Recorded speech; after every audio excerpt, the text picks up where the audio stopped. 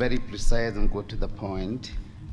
Tell me as precisely and concisely as possible the essence of your teachings.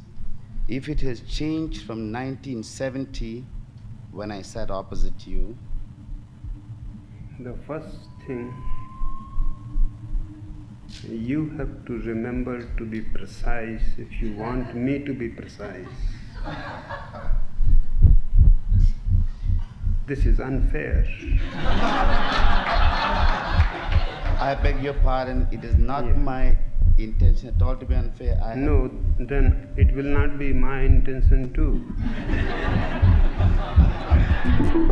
Never again be imprecise. Just be precise and to the point. I apologize, and I was made a little nervous because of all this exam. I understand. In nervousness, one starts speaking. That I understand. I also want to say that I have come here not so much in first line as a journalist, but as a countryman, as an admirer, as a well-wisher who has read a lot of your books. I know, and I can see in your eyes love, immense respect. One thing, everything has changed since your first interview.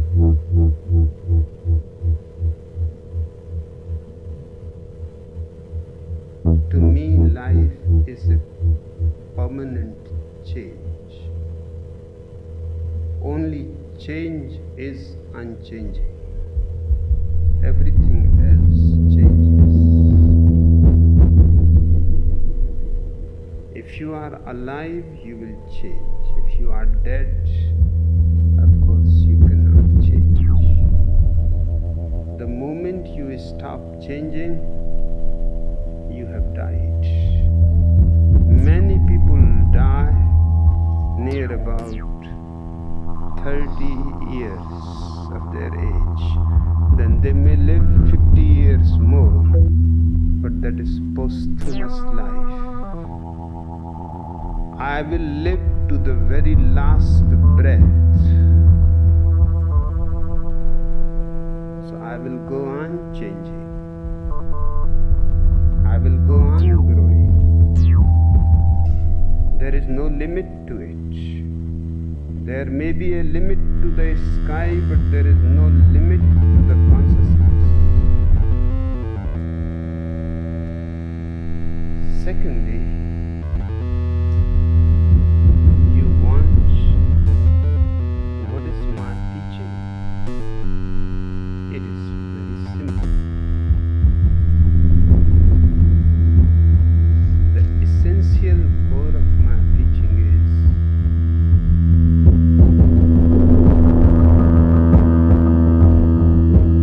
no belief, no dogma, no creed, no religion, nothing borrowed.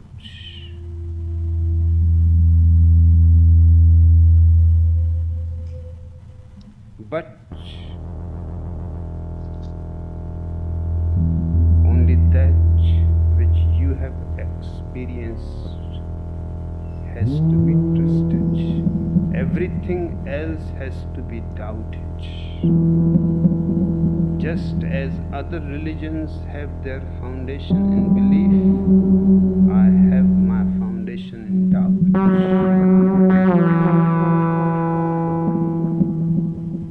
My foundation is exactly what the foundation science has.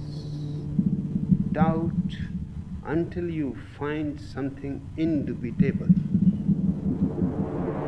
Science moves outwards. I move inwards. This inward movement I call meditation.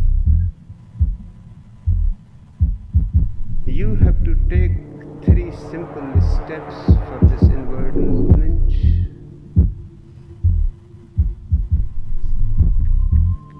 And the 4th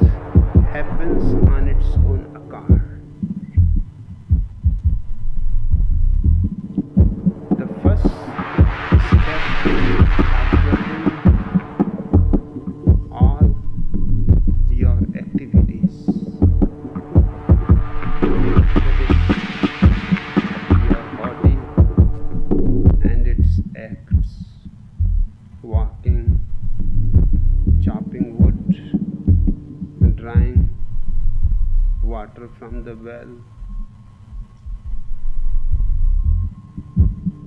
Remain a witness. Don't do it like a robot. May I interrupt you? No, no interruption. Second, when you have become capable of watching and witnessing your body and its activities, then you can take the second step. Watch the activities, thoughts, dreams, imagination. Just remain a witness, as if you are standing by the side of the road and a procession of thoughts is passing on the road. You are not part of it. You are just a mirror reflecting without any judgment, because mirror has no judgment. A beautiful face, the mirror does not say great. A ugly face, the mirror does not say, my God.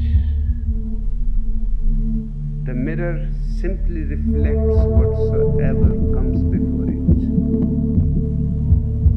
it. Exactly, one has to become a pure witness without any judgment, evaluation, good, bad.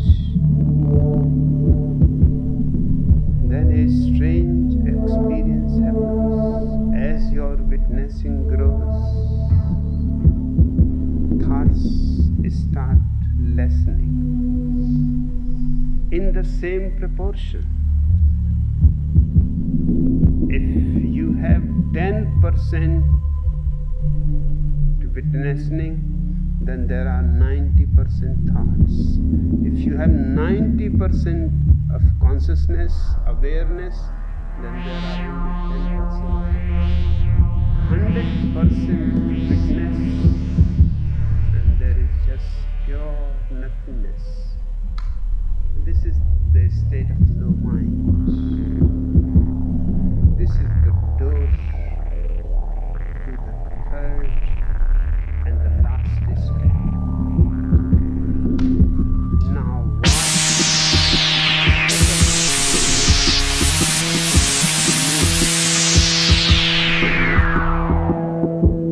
thoughts are not so subtle.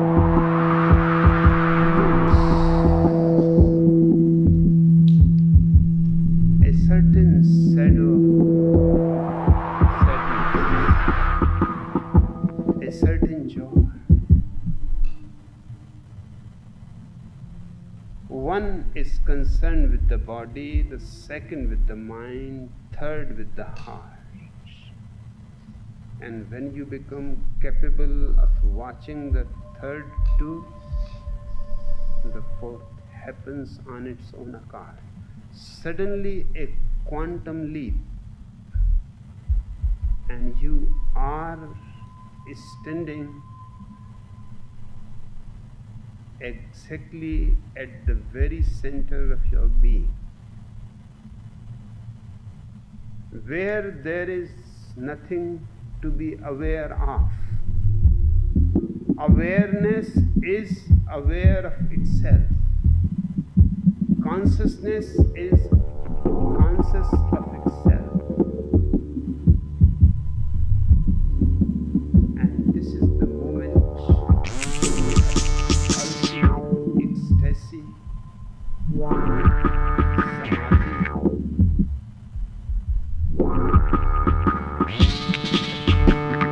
enlightenment, or whatever name one prefers to give it. But this is the ultimate. There is nothing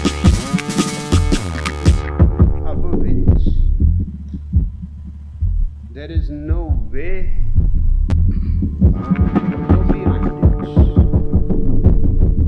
Because wherever you go beyond it, you will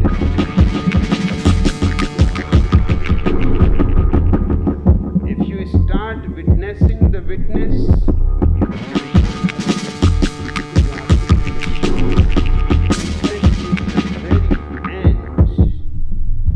inner journey.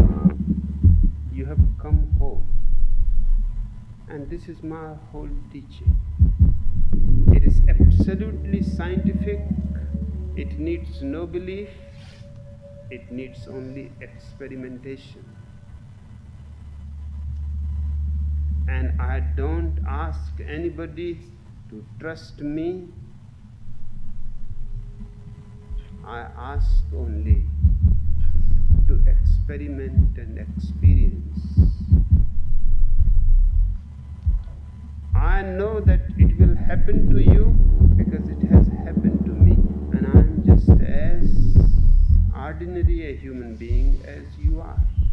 I don't claim to be a prophet or a savior or an incarnation of God. I don't claim any speciality. I'm just like you. The only difference is you are still asleep.